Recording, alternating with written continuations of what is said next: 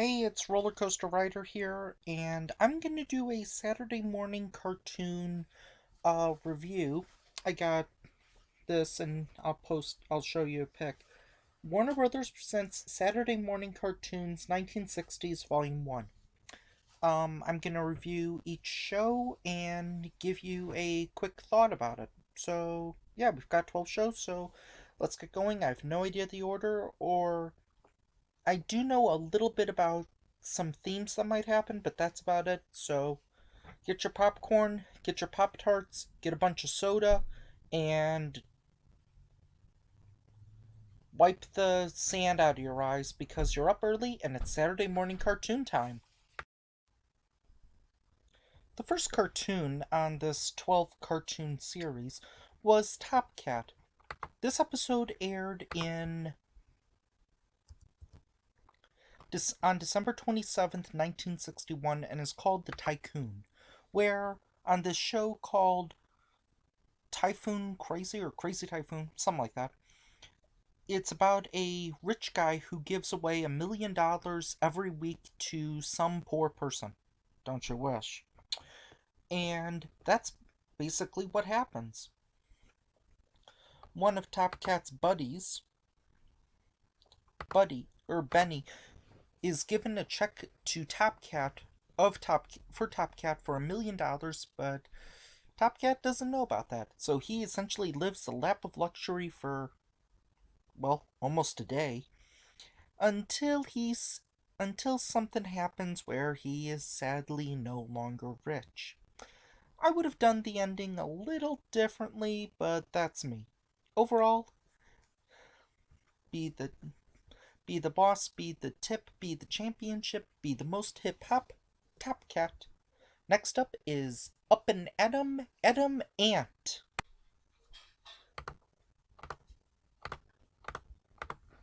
He's rough, he's tough, and he makes the villains yell enough. It's the Adam Ant Show. This is the pilot episode where he goes up against Big Fat's Dynamo and is filled with 1,001 puns. Puns that would make double toasted roll their eyes. This episode aired October 2nd, 1965. This is one of their three-part anthology series featuring multiple characters. Next up is Precious Pup, which is, I guess, maybe trying to be could maybe be considered a precursor to Scooby Doo, although he's drawn more like Top Cat. He's drawn very poorly, even by Hanna-Barbara Saturday morning cartoon standards. He laughs like Muttley with the doesn't talk. More convincing fall down stairs than Showgirls 2. Running gag of the dog barking is similar to Roadrunner and Wile E. Coyote. This is also the pilot episode, and it aired again October 2nd, 1965.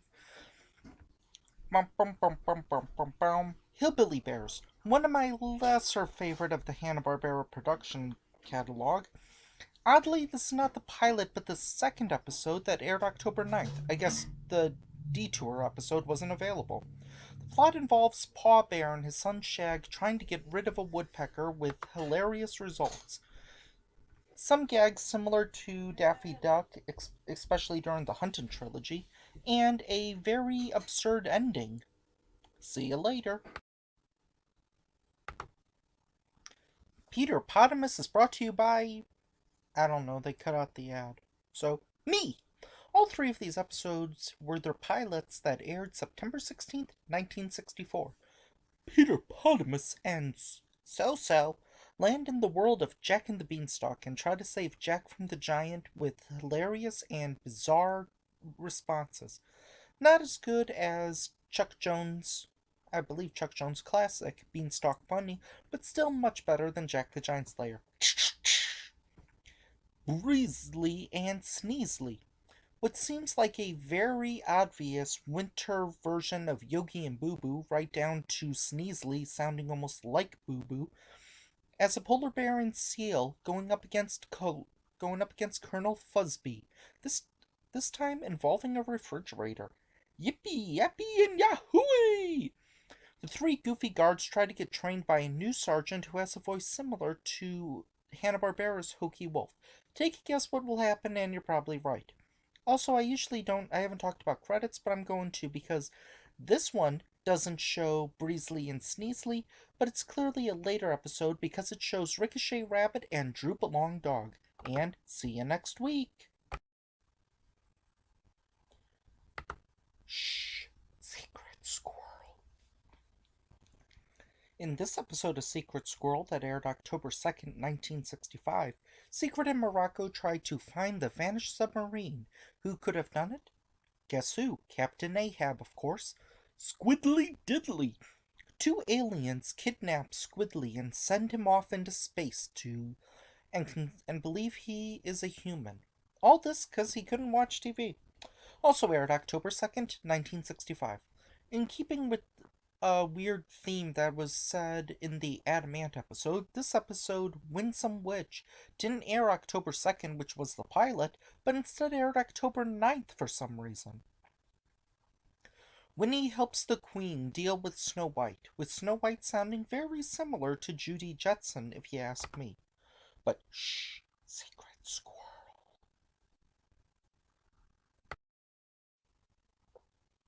Wilma, I'm home!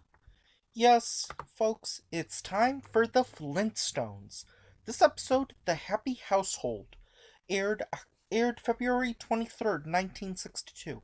Although being that this is Saturday morning, it probably aired maybe around 66, 67, as that's when it started airing on, well, Saturdays. The premise is Wilma wants a job because she bought a lot of stuff while shopping. She ends up as a kind of a Rachel Ray host on a TV show called The Happy Housewife. Meanwhile, Fred bites into a frozen TV dinner and basically turns into the Incredible Hulk whenever he sees the show. He even ends up in prison for beating Mama. Fred breaks the fourth wall at the end, saying to, "Take note, ladies." And Wilma, can you open the door?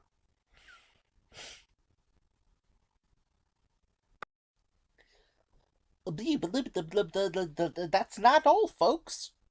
Next up, we've got the Porky Pig Show, featuring 3 cartoons that take place in what I can describe as Porky Pig's farm. First cartoon, Offer an Orphan, from 1949, directed by Chuck Jones.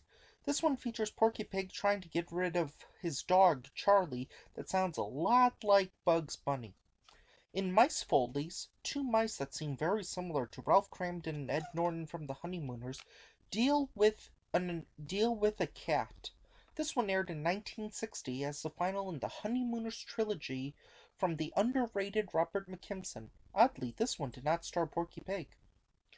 Finally, The Super Snooper, also by Chuck Jones, which originally aired in 1952, stars Daffy Duck without a hint of Porky Pig as a detective in a great parody of mystery detective crime movies. There is a female duck who is referred to as the Body. Also contains more than enough visual puns to please even the biggest Tex Avery fan. Goodbye, folks. The final show on this Disc 1 DVD is El Kabong with the Quick Draw McGraw Show. Oops, not this El Kabong. Anyway, this is the first time I believe Hanna-Barbera has ever had credits for the individual shorts that were in every single episode instead of just all at the ending. First up is Dynamite Fright, with a dog that acts very similar to the future pup named Scooby-Doo when it comes to dog treats, including turning into a rocket, hugging himself, and casually gliding back down. All 3 of these episodes aired on September 22nd, 1961, the show's third season episode.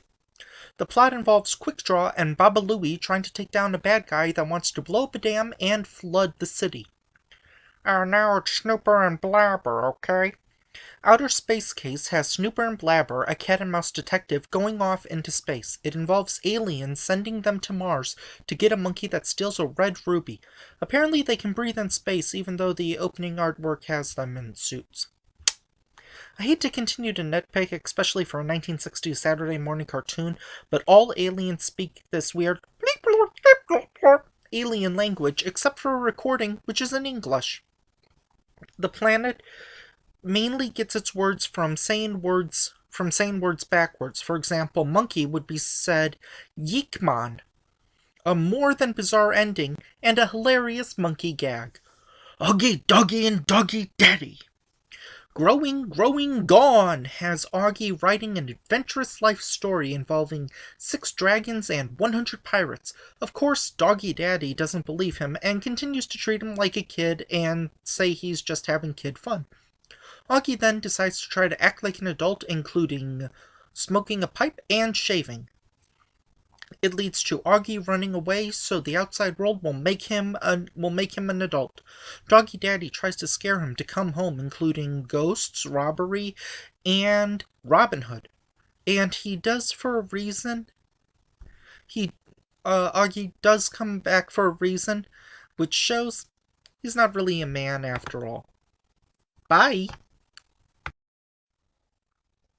Oh man, that was awesome. I can't wait for next Saturday. What? Mom! Now I have to go do some chores. See you next time. See you next time, buds. With more Saturday morning cartoons!